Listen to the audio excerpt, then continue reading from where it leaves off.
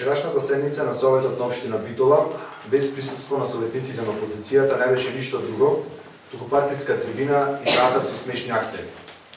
Замислете, после пауза од 3-4 години, општиноначалникот Талески дури вчера се охрабри да присуствува на седница, знаејќи дека опозицијата има најавено напуштање листата, за да неговите послушници му поставуваат однапред договорени прашања, на кои следеа лицемерни и популистички одговори, исполнети со веќе видениот цинизам.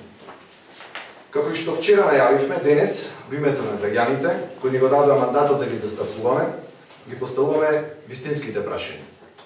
Прво, зашто Талески потроши повеќе од 200 милиони евра во овие 8 години? Пари од граѓаните, општински пари, пари од јавните предпријатија, донации и слично, а Битола е опустошена како никогаш досега.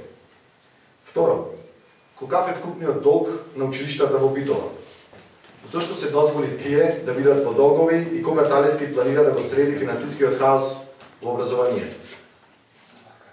Трето, после речиси двојните поскапувања на цените на водата, комуналните услуги, канализацијата, цената за престој на старите лица и новите трошоци за паркирање, дали и за кога се планира нов ценовен шок за битолчани?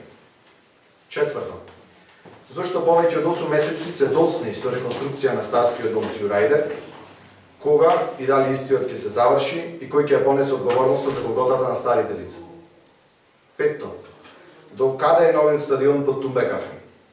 Што јавно го ветуваше Талески пред изборите и за кога е закажено свеченото отварање на истиот?